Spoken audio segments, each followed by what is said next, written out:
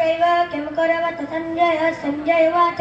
दृष्ट्वा तु पाण्डवानीकं योनं दुर्योधनस्तदा आचार्यमुपसंगम्य राजा वचनमब्रवीत् पश्यैतां पाण्डुपुत्राणामाचार्यमहतीं च मूं यूणां द्रुपदपुत्रेण तव शिष्येण धीमता अत्र शूरा महेश्वासा भीमार्जुनसमायुधि युयुधानो व्रातस्य द्रुपक्षमारता अस्माकं तु विशिष्टाय ये त्रिवोर्जगस्तमो नायका मम सैन्यस्य त्यजार्थतन्ब्रह्मिते शुक्लां ब्रह्म विचारसार परेम माध्यां जगत् व्यापनीं वीणा पुस्तकधारिणीं अभयदं जाड्यान्धिकारापां